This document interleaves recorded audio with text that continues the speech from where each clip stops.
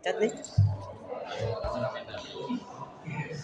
Unsur-unsur pemeranan untuk menampilkan akting yang menengah dan berhasil menanamkan kesan tertentu bagi penonton. Suatu pertunjukan harus menerapkan unsur-unsur ketiga pemeranan. Unsur pertama dalam seni peran adalah lakon, cerita atau naskah yang akan ditampilkan. Umumnya, lakon berisi cerita dengan konflik tertentu, baik itu konflik antar tokoh dengan tokoh lainnya, tokoh dengan lingkungannya, atau bertentangan tokoh dengan keyakinan dan hati nuraninya. Dua, unsur perwatakan dalam pemeranan adalah unsur vital yang menentukan unsur pidana pertunjukan yang ditampilkan. Perwatakan ini bersumber dari lakon yang disusun sebagai ruh dari pentas tersebut. Kedudukan tokoh dalam pemeranan terbagi dalam sejumlah kategori, yaitu protagonis tokoh utama, antagonis tokoh utama, deuteragonis tokoh yang berpihak, protagonis, confident, tokoh pengantaran bagi protagonis, listener, tokoh sudut pandang penonton, dan uniterity, tokoh pembantu. Tiga, unsur tubuh dalam pemeranan berarti bahwa anggota badan aktor atau aktris harus prima dalam menampilkan tokoh yang ia perankan. Tiap tokoh dalam lakon memiliki karakteristik sendiri-sendiri, maka aktor atau aktris harus menyesuaikan suhunya agar seirama dengan penokohan dalam pertunjukan tersebut.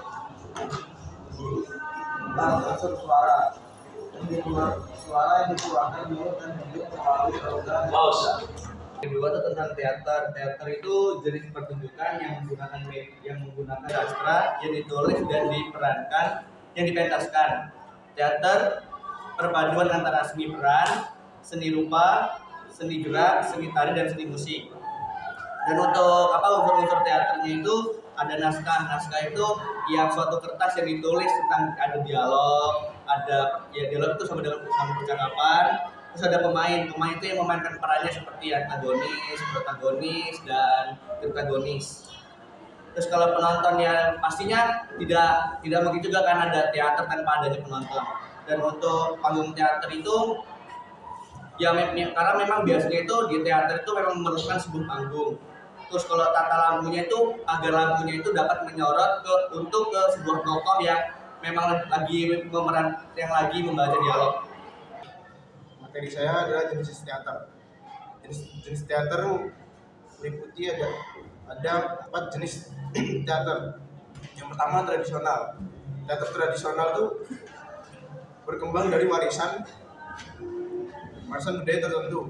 Yang kedua ada teater kontemporer, lebih terbuka terhadap eksperimen dan inovasi. Yang ketiga ada musikal. Musikal itu menggabungkan unsur-unsur musik, nyanyian, dan tarian. Yang keempat ada teater fisik, menekankan pada gerakan tubuh dan ekspresi fisik. Satu aktor atau monolog. Yang kedelapan ada teater klasik. Materi saya penakawan dalam seni teater adalah unsur yang berkaitan dengan menggambarkan karakter tokoh dalam suatu cerita. Kemudian teknik penokohan adalah suatu teknik yang digunakan untuk menulis naskah tokoh atau sutradara film atau tokoh-tokoh waktunya dalam drama. Macam-macam teknik penokohan, ada 2 macam teknik penokohan, bahwa macam-macam teknik penokohan sebagai berikut. Satu, teknik penokohan antartik adalah teknik penokohan dengan biasa melakukan uraian, deskripsi atau penjelasan dalam sebuah teknik penokohan.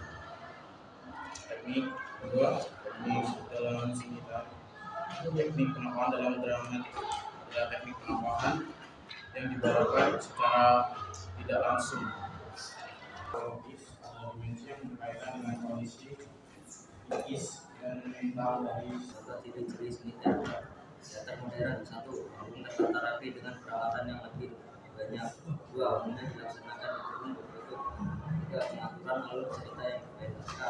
4. Jumlah peserta lebih banyak.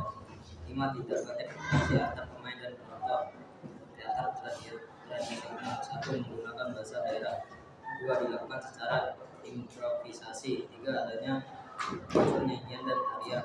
4. Diiringi gangguan atau musik daerah. 5. Diwarnai dengan dialek. Manfaat seni teater bagi kehidupan masyarakat. Teater adalah jenis kesenian pertunjukan drama yang dipentaskan di atas panggung. Secara spesifik, seni teater merupakan sebuah seni drama yang menggunakan skill manusia dengan gerak, tari, dan nyanyian yang disajikan dengan dialog dan akting.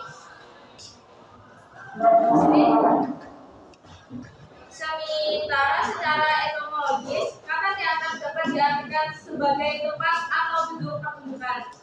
Sedangkan secara istilah, kata teater diartikan sebagai segala hal yang dipertunjukkan di atas panggung untuk konsumen penikmatnya.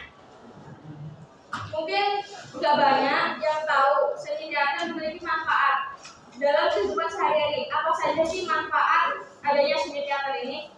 Nah, manfaat seni teater bagi pemeran atau pemain. 1. Melatih kerjasama yang baik dalam organisasi atau kelompok. 2. Mengembangkan kecerdasan sosial. 3. Menambah relasi atau pertemanan. 4. Mengembangkan tiap individu dalam hal daya kreasi. 5. Mengembangkan emosi yang sehat pada tiap diri pemain. 6. Menghilangkan sifat malu, gugup, tegang, takut, dan lain-lain. 7. Belajar memberikan apresiasi kepada diri sendiri dan orang lain dalam kelompok.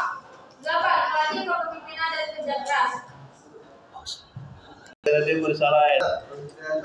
Seorang teater adalah individu atau kelompok yang menunjukkan atas pengelolaan dan pengaturan semua aspek produksi